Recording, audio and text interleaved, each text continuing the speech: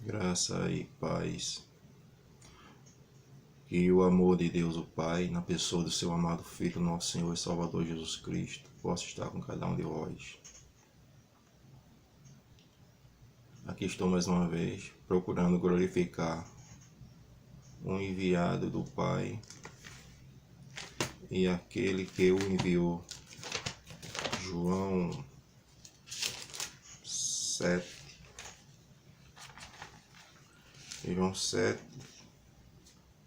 O Senhor diz isso claramente e diz 7,15: Os judeus maravilhados diziam: como sabe este homem letras sem nunca ter estudado nas escolas dos rabis, né? Respondeu-lhe Jesus: a minha doutrina não é minha, e sim daquele que me enviou. Se alguém deseja fazer a vontade dele, né, do Pai, conhecerá a respeito da doutrina, se ela vem de Deus ou se eu falo por minha própria autoridade. Aquele que fala por si mesmo está procurando a sua própria glória, mas o que procura a glória de quem o enviou, esse é verdadeiro, e nele não há injustiça. Quando Cristo andou aqui nesse mundo, ele veio em nome do seu Pai, João 5,43, e buscou a glória apenas do Pai. Hoje ele nos concede essa autoridade também. É à toa que ele diz lá em João 20:21, assim como o Pai me enviou, eu vos envio. Mas com a finalidade, né, de glorificar o enviado do Pai e aquele que o enviou. Lembramos que a palavra do Senhor é Isaías 28:13, mandamento sobre mandamento, mandamento mais mandamento, regra sobre regra, regra e mais regra, um pouquinho ali e um pouquinho aqui. Devemos esquadrilhar a palavra versículo por versículo, né? Capítulo por capítulo, livro por livro, um pouquinho ali e um pouquinho aqui para que nós possamos ter o entendimento da verdade.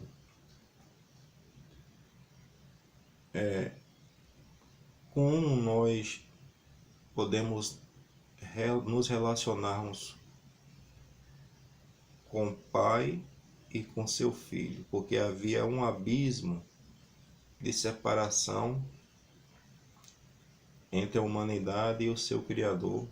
Abismo esse que foi introduzido no jardim do Éden com a entrada do pecado. Qual foi o papel fundamental de Cristo na restauração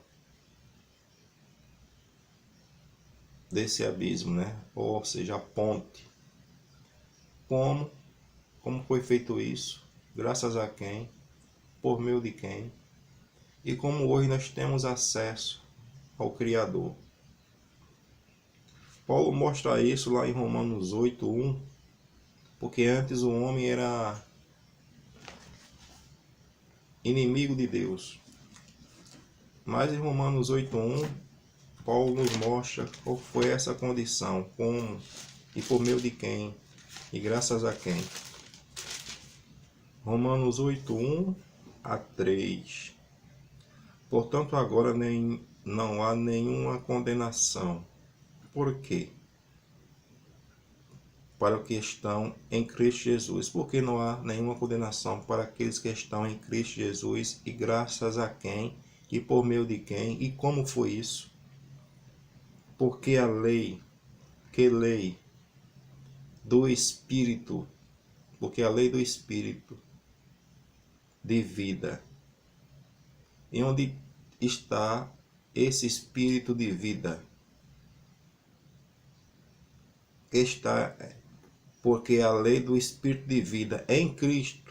Então esse Espírito de vida estava em Cristo. Te livrou da lei do pecado e da morte. Mas para essa lei do Espírito de vida que estava em Cristo nos livrar da lei do pecado e da morte a todo aquele que crê, o que é que fez o seu Pai, o Deus verdadeiro? Gálatas 4:4, vindo a plenitude dos tempos, Deus enviou seu Filho, nascido de mulher. A semelhança de quê? Romanos 8:3. porquanto aquilo que a lei foi incapaz de realizar por estar enfraquecida pela natureza pecaminosa, porque a natureza pecaminosa está em nós. Nós, com nossa natureza pecaminosa, éramos fracos, debilitados. Não poderíamos guardar os mandamentos de Deus, né? Estávamos totalmente condenados à destruição. Ao ver a humanidade nessa situação, entregue nas mãos de Satanás, o que é que fez o pai, junto com seu filho? Portanto, aquilo que a lei for incapaz de realizar, por estar enfraquecida pela natureza pecaminosa, Deus o fez. Como? De que maneira? Enviando o seu próprio filho à semelhança de ser humano pecador. Aquilo que o homem não poderia fazer por si mesmo, Deus o fez, enviando seu filho à semelhança de ser humano pecador. Como oferta pelo pecado, assim condenou o pecado na carne de Cristo. O Senhor, o Pai, condenou o pecado na carne de seu Filho, embora o seu Filho nunca tenha pecado, como ele diz lá em João 8,46. Quem de vós, judeus, pode me convencer de algum pecado?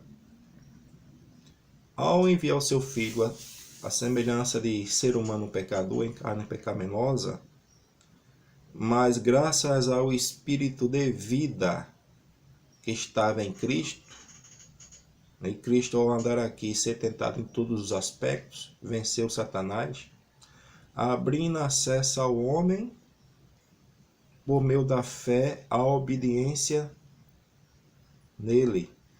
Por quê? O que é que haveria de estar no homem daí por diante? Porque não vai adiantar nada, não adiantaria de nada de Cristo, junto com seu Pai, fazer tamanho sacrifício e o homem não procurar se entregar a ele, para que ele possa agora viver na mente e no coração do homem. Aí Paulo diz, para que as justas exigências da lei se cumprissem em nós, que não andamos mais segundo a nossa natureza pecaminosa,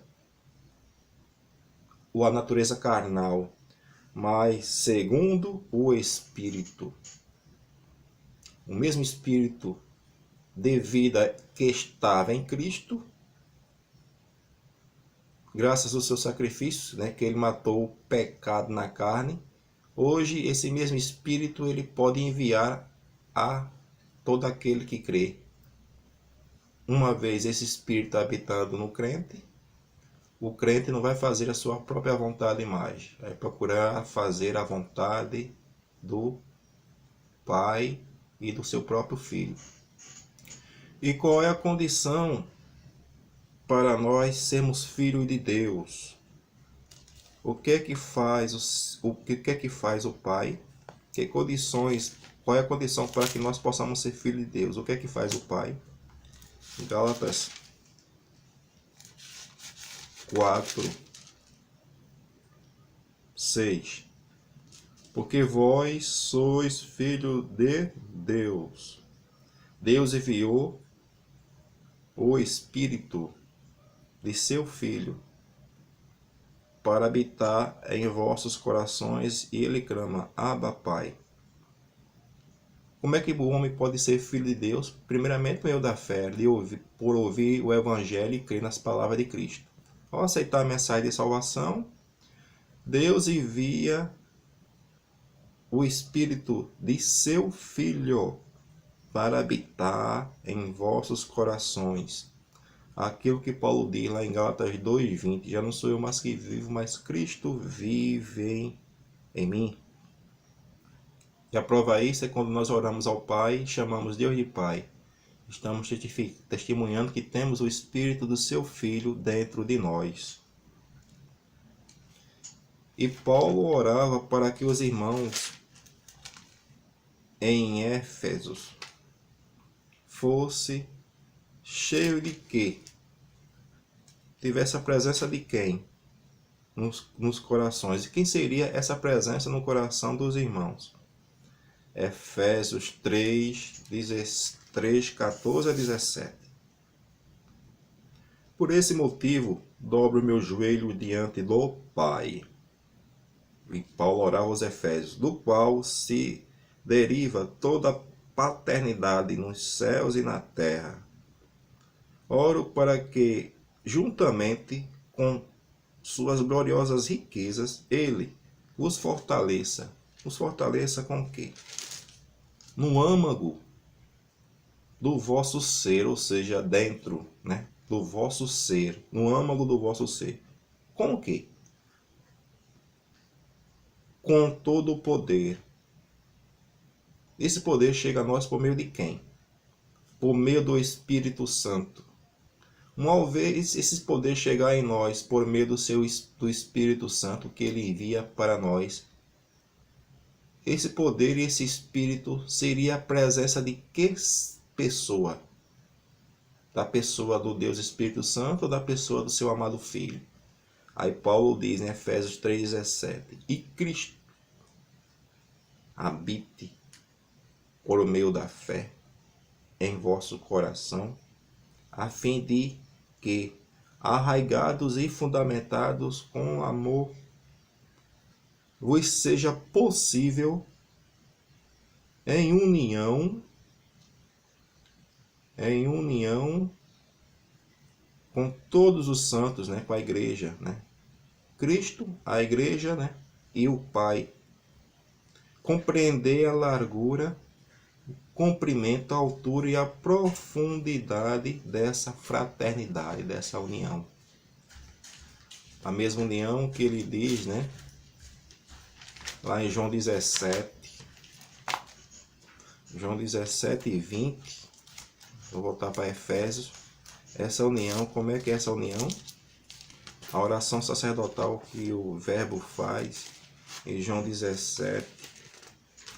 Em João 17, 1 a 3, ele diz: Tendo dito essas palavras aos seus discípulos, Jesus levantou os seus olhos para o céu e orou: Pai, chegada a hora, glorifica teu Filho, para que também teu Filho te glorifique. Assim como lhe deste ou outorgastes autoridade ou poder sobre toda a carne, para que conceda a vida eterna a todos aqueles que lhe deste. E a vida eterna é uma só, que te conheço a ti só, como o único Deus verdadeiro, e a Jesus Cristo a quem enviaste. Eu glorifiquei-te na terra, finalizando a obra que me entregastes a realizar. Essa união de Cristo habitando no coração só seria possível com uma condição. Pai, aí ele faz um pedido ao Pai, 17,5. Pai, glorifica teu Filho com aquela glória que eu tinha contigo antes que o mundo existisse. Ele faz um pedido que o Pai o glorificasse. Com aquela glória que ele compartilhava com o Pai antes que o mundo existisse. Ao ser glorificado, ele recebeu do Pai a promessa e distribuiu essa maravilhosa promessa lá em Atos 2, Atos 2, 32 e 33. Qual é o discurso de Pedro? Atos 2, 32 e 33. Deus ressuscitou a esse Jesus. Todos nós somos testemunhas desse fato. Exaltado à direita de Deus, o que é que ele recebeu do Pai? Ele recebeu do Pai o Espírito Santo prometido e derramou isto que vós vedes e ouvis. Note, ele recebeu toda a autoridade do Pai, o poder, e derramou isto que vós vedes e ouvis, o Espírito Santo, o Espírito do Santo. Porque o Espírito é santo? Porque Jesus é santo. Porque o Espírito é santo? Porque o Pai é santo, logo é Espírito Santo. E lá em João 20 e 21, ele distribui seu Espírito dessa maneira. A paz esteja convosco, assim como o Pai me enviou, eu vos envio. E soprou. É esse Espírito que proporciona essa união, essa comunhão. Mas essa comunhão é com quantas pessoas? Nós temos comunhão com quantas pessoas? Com 3 ou com 2? Aí ele diz aqui, Atos 17, 20 a 24. Não oro somente, João. Não oro somente por estes discípulos, mas igualmente por aqueles que vieram a crer em mim por intermédio da mensagem deles, para que todos sejam um, Pai, como tu estás em mim e eu em ti, que eles também estejam em nós, né? Para que o mundo creia que tu me enviaste. Eu lhe tenho transferido a glória que me tem dado, para que sejam um como nós somos um, né? João 10, 23 a 30. João 10, 23 a 30. Jesus, os inimigos o interrogam. Há quanto tempo? Até quando deixarás nossa alma suspensa? Se tu és o Messias, revela abertamente.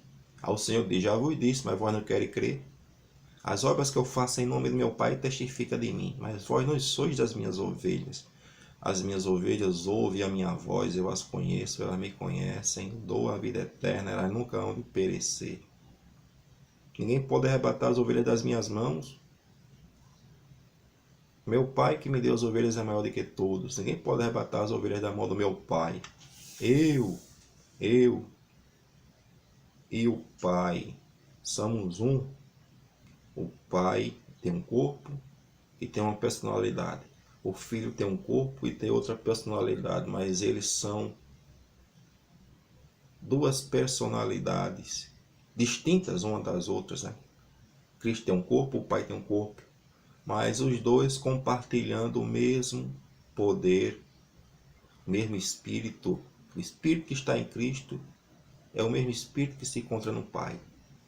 Pai e Filho compartilham o mesmo Espírito, porque foi do agrado do Pai que toda a plenitude da divindade habitasse em um, apenas em seu Filho. Colossenses 1,19. E João 5,26 o Filho diz, porque assim como o Pai tem vida em si mesmo, o Espírito de vida em si mesmo, poder vivificante em si mesmo, deu ao Filho ter vida em si mesmo. João 5,26. Então, assim que é proporcionada essa união. Aí, o verbo diz aqui, 17 e 22 de João, eu lhe tenho transferido a glória que me tens dado, para que seja um como nós somos um. Eu neles, tu em mim, a fim de que sejam aperfeiçoados na unidade, na união. Para que o mundo conheça que tu me enviaste e os amaste, como também amastes a mim. Aí foi um pedido. Todos os seus, de todas as gerações, ele pede ao Pai que estivesse com ele e contemplasse a glória que o Pai o deu. Aí ele diz, 17 e 24 a 26 de João. Pai, eu desejo que os que me deste estejam comigo onde eu estou, contemplam a minha glória.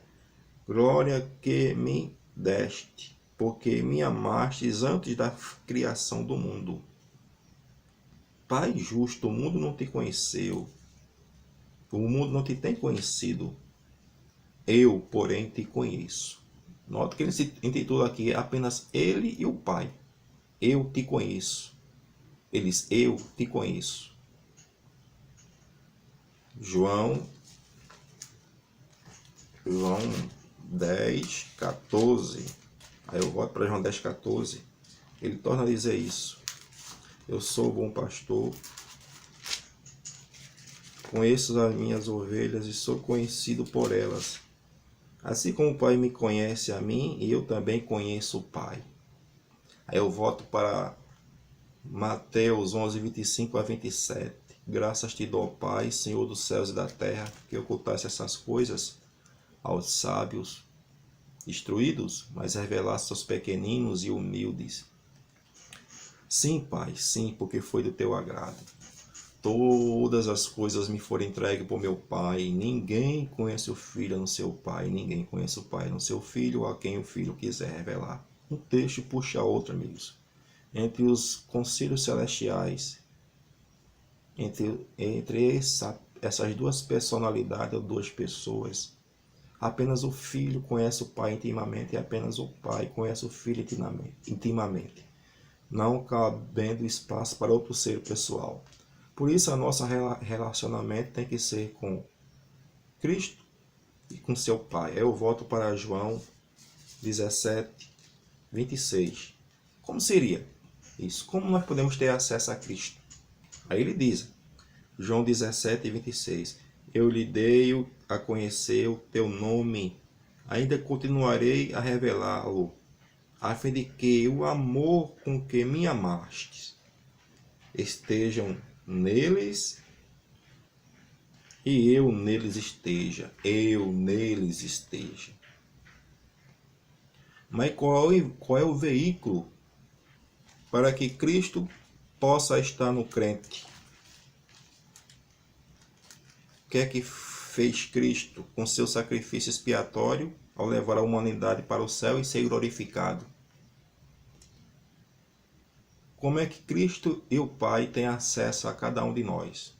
O que é o amor deles? Romanos 5:5.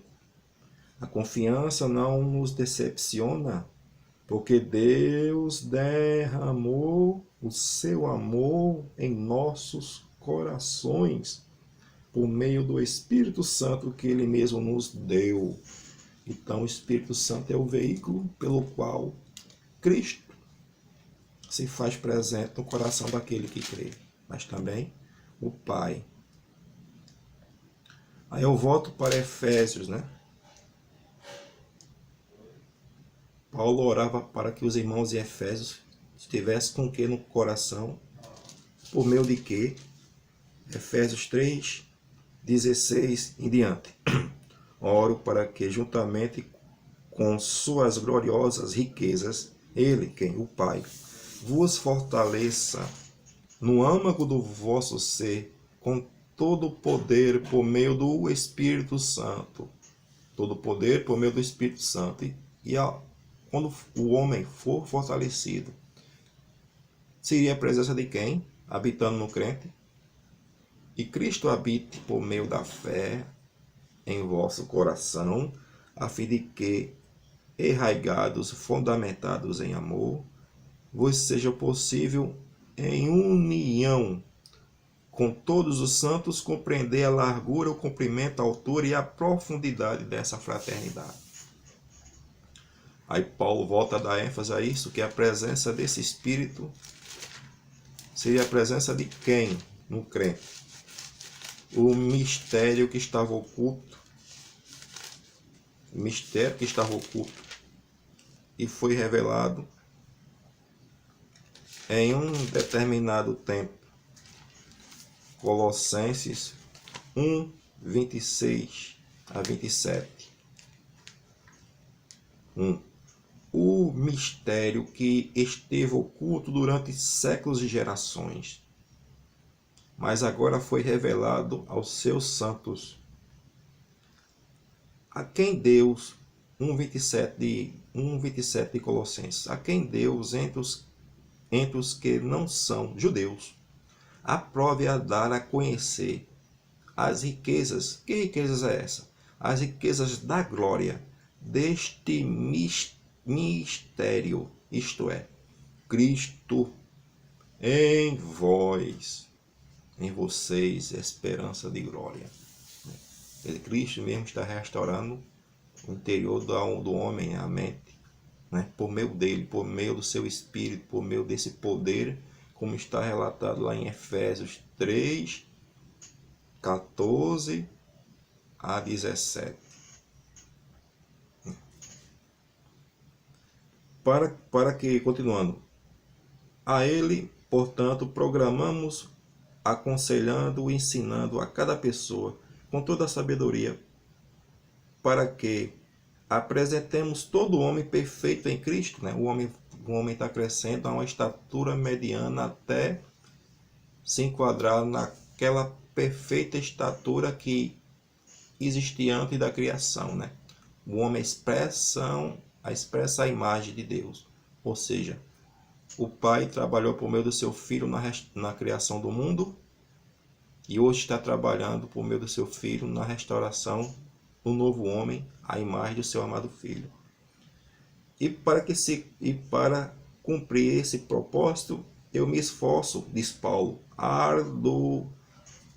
arduamente lutando conforme o seu poder que opera eficazmente em mim. Eficazmente em mim. Ou seja, Cristo estava operando em Paulo com eficaz, né, eficazmente, né, com grande poder, de uma tal maneira tal que estava usando Paulo ali, e Paulo estava crescendo na estatura mediana e fazendo o trabalho do Senhor, mas Cristo realmente é que estava operando em Paulo. Mas realmente é isso mesmo, essa operação. Devemos dar graças a quem? Aí Paulo diz em Filipenses 2, 12 e 13. Sendo assim, meus amados, como sempre obedecestes, não somente na minha presença, porém, muito mais agora na minha ausência, colocai em prática a vossa salvação com reverência e temor a Deus, pois é Deus, né? É quem é esse Deus? 1 Coríntios 8,6. Todavia para nós é um só Deus, o Pai, de quem tudo procede, para quem nós vivemos e existimos, e um só Senhor Jesus Cristo, pelo qual são todas as coisas, e nós por meio dele. Esse mesmo Deus, o Pai, está fazendo o quê? Aí Paulo diz, Filipenses 2,13. Pois é Deus que produz em vós tanto querer como realizar, de acordo com a sua boa vontade. Então, todo esse operar é Deus operando no coração daquele que crê. Aí ele volta a dar ênfase a isso em Efésios 2, né? 2:16 a 22. Aí Paulo diz, Efésios 2:16 a 22. Graças a Cristo, graças ao Pai por meio do Filho, por meio do seu sacrifício, o homem passa a ter paz com quem? Como Deus operou essa reconciliação com o mundo. Aí Paulo explica isso em Efésios 2:16 a 22. E reconciliar com Deus, né, em um só corpo. Ou seja, quando Cristo veio aqui, vindo a plenitude dos tempos, Deus enviou seu Filho nascido de mulher, semelhante às nossas fraquezas, ao vencer o pecado na carne e destruir esse corpo, embora não tivesse pecado, Cristo venceu, destruindo Satanás, né? Derrotando o diabo e levando de volta a humanidade para o céu. Ou seja, nós temos hoje um representante diante do trono do universo que viveu aqui nesse mundo em todos os aspectos, se esvaziou si mesmo. Ao se esvaziar, ele garantiu essa vitória maravilhosa, levando de volta a humanidade ao trono da divindade. Filipenses 2:5 a 11. Tende vós o mesmo sentimento que houve também em Cristo Jesus, o qual, tendo plenamente a natureza divina de Deus, né, era igual a Deus, mas não reivindicou ser igual a Deus. O que é que ele fez? Né? Abriu mão disso e desceu para resgatar a humanidade. Mas, pelo contrário, esvaziou-se. Que esvaziou-se? Deixar de lado a sua plenitude da divindade. Esvaziou-se a si mesmo, assumindo plenamente a forma de servo, formando-se semelhante aos seres humanos, assim na forma de homem. Humilhou-se a si mesmo, entregando-se à obediência até a morte de cruz. Por isso Deus também, né? Quem é esse Deus? O Pai o exaltou sobremaneira a mais elevada posição. Ele deu um nome né? A Cristo, um nome que está acima de qualquer outro nome, para que no nome de Cristo Jesus, se dobre todo o joelho dos que estão nos céus e na terra e debaixo da terra. E toda língua confessa que Jesus Cristo é o Senhor, para a honra e glória de o Pai. Então, após tudo isso, né, todo o joelho vai se dobrar no final para glorificar, reconhecer a soberania de Cristo para a honra e glória do Pai. Reconheceremos que Cristo é o Senhor para a honra e glória apenas de do Pai. Mas esse acesso Foi por meio desse tal maravilhoso sacrifício que hoje a humanidade, eu, você, podemos ter livre acesso ao Todo-Poderoso graças ao sacrifício expiatório que Cristo fez, a justiça de Cristo. Aí eu volto aqui, Efésios 2:16. E reconciliar com Deus os dois em um só corpo, pelo ato da cruz, por intermédio do qual ele destruiu toda a irreconciliabilidade. E vindo ele, quer dizer, Cristo, né, programou a paz para vós, que estáis longe, da mesma forma para os que estão perto. O sacrifício expiatório de Cristo derrubou barreiras entre judeus e gentios. E é apenas por meio desse tal sacrifício que nós temos acesso a Deus, né, ao Pai.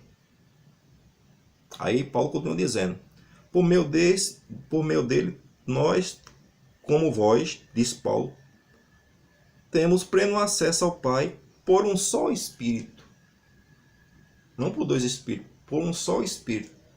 Mas para nós termos acesso ao Pai por um só Espírito, devemos dar graças a quê? O que é que fez o Pai? Aí eu volto para Romanos, né? Esse Espírito estava onde? Esse Espírito de vida estava onde? Andou com quem aqui? Estava dentro de quem aqui? Romanos 8:1-2. Portanto, agora nenhuma condenação há para os que estão em Cristo Jesus. Por quê? Porque a lei do Espírito de vida em Cristo Jesus te livrou da lei do pecado e da morte. Mas a lei desse Espírito de vida que estava em Cristo encarnado e andou aqui, era a presença de quem em Cristo? Aí eu volto para Atos 10:38. Esse Espírito é a presença de quem? Atos 10:38. O que é que diz Pedro? Que se refere a Jesus de Nazaré, de como Deus o ungiu com o Espírito Santo e poder. E quem era o Espírito Santo e o poder em Cristo? Era a presença de quem? Do Deus Espírito Santo ou do próprio Pai? E com ele caminhou por toda parte, realizando o bem, salvando todos os oprimidos pelo diabo, porquanto Deus era com ele. Então o próprio Pai era com seu Filho. Não é à toa que o Filho diz lá em João 16:32, meus filhos, vós vai me deixar só, mas eu não estou só, o Pai está comigo. Então esse Espírito, né, é o mesmo Espírito pelo qual nos dá acesso por meio do Pai, mas graças ao sacrifício de Cristo, ele andou aqui em carne, né, com esse espírito de vida dentro dele. Embora ele tivesse a nossa semelhança, a nossa natureza, mas o espírito, ele andou em espírito aqui, fazendo o sacrifício perfeito e não pecou. Não se desviou o mínimo da vontade do Pai. Mas diz assim, pois por meio dele, voltando para Efésios 2:18, pois por meio dele, tanto nós como vós temos pleno acesso ao Pai por um só Espírito. Não é dois Espíritos, um. O que Cristo diz lá em João 10:30? Eu e o Pai somos um. Portanto, não sois mais estrangeiros nem imigrantes, pelo contrário, sois concidadãos dos santos e membros da família de Deus, edificados sobre o fundamento dos apóstolos, dos profetas, sendo o próprio Cristo Jesus a principal pedra de esquina. Aí lá em Filipenses 3:3, Paulo volta a dar ênfase a isso. Filipenses 3:3. O que Paulo diz? Que Paulo diz que Cristo derribou barreiras entre judeus e gentios, porque os judeus se vangloriavam por ter a salvação, mas não viviam de acordo com aquilo que Deus revelou a eles no passado, né? Ao ponto de rejeitar o seu amado Filho. Mas quando Cristo veio ao mundo, fez o sacrifício da cruz do Calvário, o que que ele fez? Derrubou barreiras. Aí Cristo diz aqui, Paulo, porquanto nós que somos a própria circuncisão,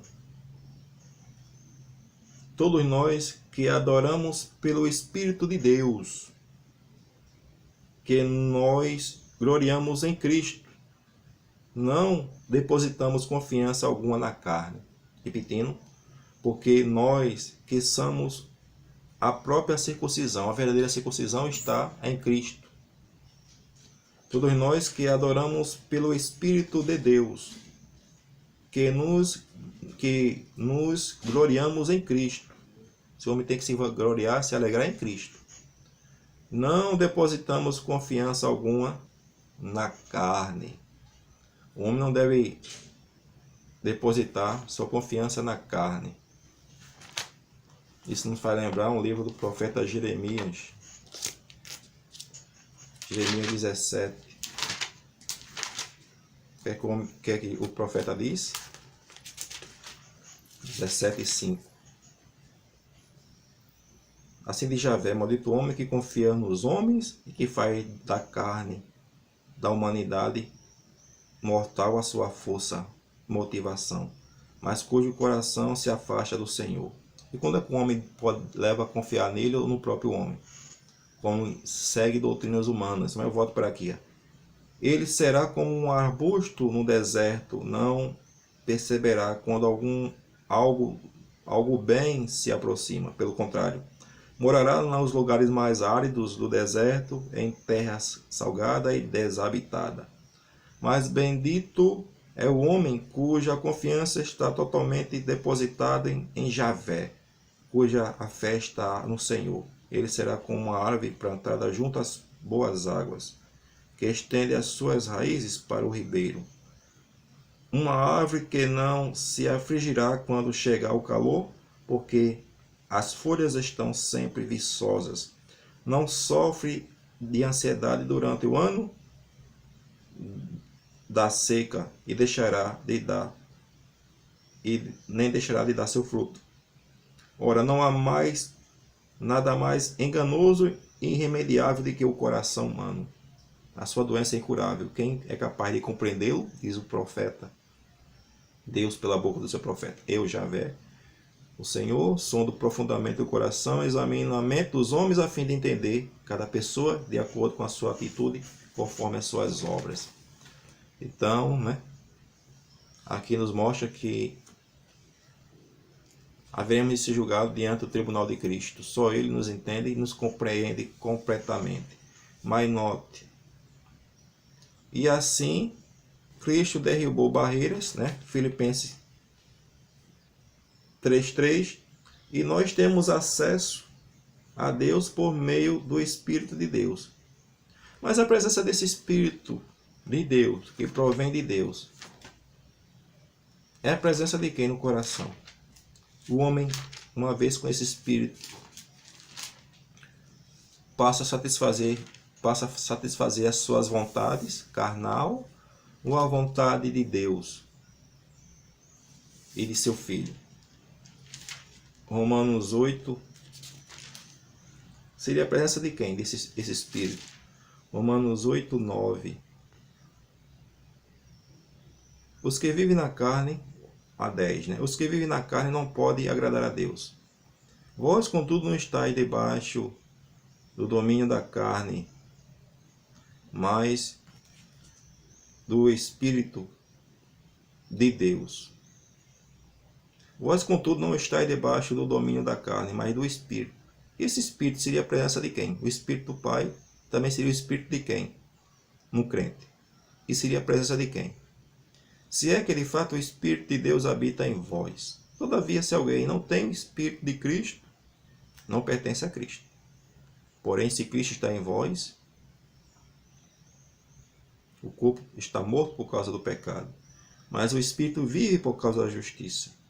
E se o Espírito daquele que ressuscitou dos mortos a Jesus habitar em vós, aquele que ressuscitou dos mortos a Cristo Jesus, nos mostra aqui que quem ressuscitou seu Filho foi o Pai, que ele não veio aqui em toda a plenitude da divindade, mas ele veio aqui humano, por isso que o Pai o ressuscitou, porque não pecou. Se o Espírito daquele que realmente dos mortos a Jesus habitar em vós, aquele que ressuscitou dos mortos a Cristo Jesus, igualmente vos dará vida a seus corpos mortais, por intermédio do Espírito que habita em vós. E assim, esse Espírito habitando em nós, nos proporciona que tipo de comunhão? O que é que Cristo disse lá em João 6, 54 a 57? Todo aquele que come a minha carne e bebe meu sangue tem a vida eterna. Tem vida eterna. Mas o que é vida eterna? O Espírito. Uma vez cremos em Cristo, vamos sempre guiados pelo Espírito, né? Porque passamos a ter a presença de quem? Em nós. Continuando. Pois a minha carne é verdadeira comida, meu sangue é verdadeira bebida.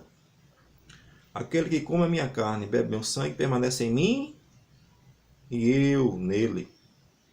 Assim como o Pai. Agora diz algo interessante. A comunhão devemos ter com Cristo e com o Pai. Aí ele diz, 6,57. Assim como o Pai que vive me enviou, eu vivo por causa do Pai. Assim aquele que se alimentar de mim viverá por minha causa. Este é o pão que desceu do céu. Este é o pão que desceu do céu. Então aqui nos mostra o que é a comunhão. Assim como o Pai que vive me enviou, eu vivo por causa do Pai. Assim aquele que se alimentar de mim viverá por minha pessoa. Isso nos leva a João, 15, 1. A comunhão, 15, 1 a 7 de João. Eu sou a videira, diz o verbo, verdadeira. Meu Pai é o agricultor. Todo aquele que estando em mim dá fruto, todo ramo que estando em mim não dá fruto, ele a retira. Todo que dá fruto, ele limpa, para que dê mais fruto ainda. Vós já estáis limpo pela palavra que eu vos tenho transmitido. Permaneceis em mim, e eu permanecerei em vós. Permanecei em mim, e eu permanecerei em vós. Nenhum ramo pode produzir fruto por si mesmo, se não estiver ligado à videira. Vós igualmente não podereis dar fruto por vós mesmos, se não permanecerem ligados a mim. Eu sou a videira, vós os ramos. Aquele que permanece em mim e eu nele, este dá fruto, muito fruto, pois sem mim nada poderei fazer. Sem Cristo nada poderemos fazer. Mas como nós vamos permanecer em Cristo? Se contemplarmos a sua forma física. Cristo teria que subir, se revestir da plenitude da divindade, para que pudesse voltar. E essa presença de Cristo seria a presença como? No crente. Porque Paulo só anunciava um só Deus e um só Senhor. 1 Coríntios 8,6. Todavia, para nós é um só Deus, o Pai, de quem tudo procede, para quem nós vivemos e existimos, e um só Senhor, Jesus Cristo, pelo qual são todas as coisas, e nós por meio dele. Como é que Cristo se manifesta no coração daquele que crê?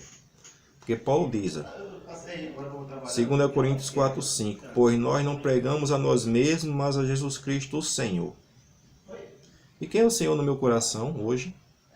Como o Senhor se manifesta? 2 Coríntios 3,17. Paulo diz quem é o Senhor. Se o Espírito seria o próprio Jesus Cristo ou não. O Senhor é o Espírito, e onde quer que o Espírito esteja, ali a liberdade, mas todos nós que com a face descoberta, contemplamos como por meio de um material espelhado, a glória do Senhor, conforme a sua imagem, estamos sendo transformados, com a glória crescente, na mesma imagem que vem do Senhor, que é o Espírito. Paulo compara o Espírito Santo própria imagem do Senhor. Ou seja, quando tu olha para o espelho, tu está vendo o teu próprio reflexo. Assim é o Espírito do Santo, que é soprado lá em João 20 e 21 por Jesus Cristo. Pois ele ascendeu ao céu, disse a Maria Madalena: não me detém, não me tocas.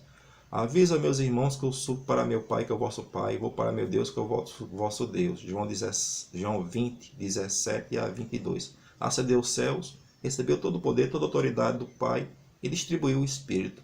A paz esteja convosco, assim como o Pai me enviou, eu vos envio. E soprou o Espírito do Santo. Que o amor de Deus o Pai, na pessoa de seu amado Filho, possa estar com cada um de vós. Vamos contemplar quem no Apocalipse 21, 22. Na cidade não vi templo, pois o templo é o Deus Todo-Poderoso e o Cordeiro. Na cidade não vi luz de sol nem de lua, pois a plena glória de Deus a iluminará e o Cordeiro será a sua lâmpada. 22:1 de Apocalipse. Vi o rio translúcido como cristal que foi do trono de Deus e do Cordeiro. Que o amor de Deus o Pai, na pessoa de seu amado Filho, possa estar com cada um de vós.